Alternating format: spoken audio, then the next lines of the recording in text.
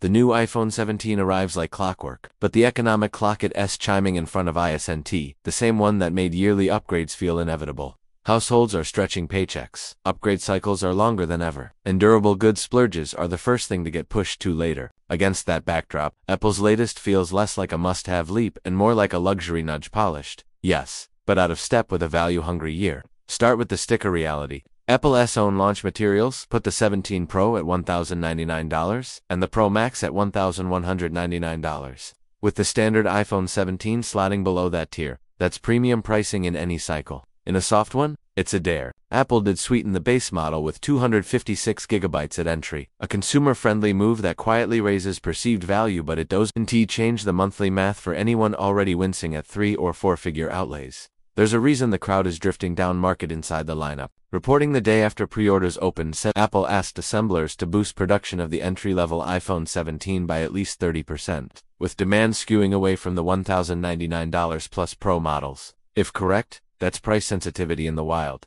People want the new phone, just not the most expensive version. It's also a tell that Apple is leaning on the base Model S upgraded screen and camera to carry the year, while the Pro keeps the margin story alive for those who can still justify it. Zoom out and the consumer backdrop is not screaming upgrade. Even bullish takes on the economy concede that durable goods spending is slowing, with forecasts calling for only modest growth in real consumer outlays this year and next as higher rates and tariffs bite. That's exactly the category where a $1,000 phone lives. Nice to have, easy to delay.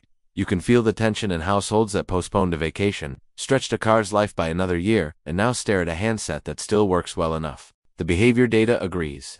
Americans are keeping phones longer, well past 3 years on average, because performance is good enough. Batteries can be replaced, and cloud services blunt the pain of aging hardware. When the default upgrade cycle stretches past 42 months, the bar for worth it now climbs. Incremental upgrades, even thoughtfully executed ones, struggle to clear it. To be fair, the iPhone 17 does real work to justify itself. Faster silicon, brighter and smoother displays, tougher glass, better radios, and camera improvements are exactly the invisible stuff that makes a phone feel fast on day 900, not just day 1. Apple's move to start the base 17 at 256 gigabytes is consumer-friendly and future-proofs the device for heavier photo, video, and AI workloads. If you're holding a 4- or 5-year-old iPhone, those deltas compound into a noticeably different daily experience. But if you're on a 14 or 15, most of the headliners read like quality-of-life upgrades, not life-changing ones. Meanwhile, the industry Apple leads isn't exactly sprinting. Global smartphone shipments are forecast to grow only a couple of % this year, more thaw than boom, because most buyers already have excellent devices,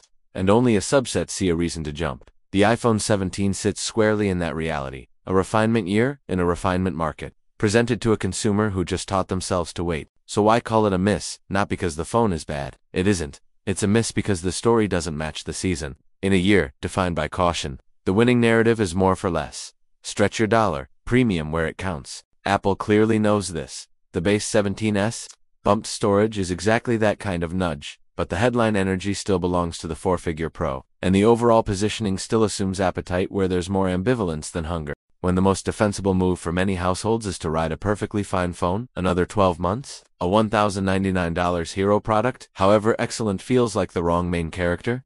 There's also a subtle strategic cost to premium-first storytelling in a cautious cycle. It pulls oxygen from the version most people are actually willing to buy. If reports of stronger standard model demand hold, Apple's own customers are voting for practicality, not maximalism. In that sense, the 17 is succeeding despite the moment's narrative, not because of it. You can see the company adjusting in real time, pushing trade-ins, carrier credits, and 0% financing harder, all designed to massage a painful upfront price into an acceptable monthly. Those levers work, but they also underscore the central friction. This is a good phone, born into a frugal year. What should a sane buyer do? If you're on a 12 or older, or your battery and storage are fighting you, the 17's foundation upgrades and larger base storage make it a safe and sensible jump. If you're on a 14 to 15 with a healthy battery, the rational choice in a tight year is to wait at least until holiday promos sweeten the deal, or until carriers dangle credits that bring a standard 17 into why not territory. And if you really want pro-level perks, do the upgrade math with honesty. Either you use the telephoto and the extra GPU headroom enough to justify the cost, or you're repaying for a feeling you could replicate with the standard model and a better plan for your money. Apple didn't build the macro headwind it's just shipping into it, in a different year. The iPhone 17's careful refinements would quietly clean up. In this one, the economy is teaching a masterclass in opportunity cost, and a lot of buyers are passing the quiz by choosing what they already own. The iPhone 17 will sell everything Apple makes does, but in a recession-leaning era, it doesn't read like a cultural event. It reads like a great phone, auditioning for a smaller, more skeptical stage.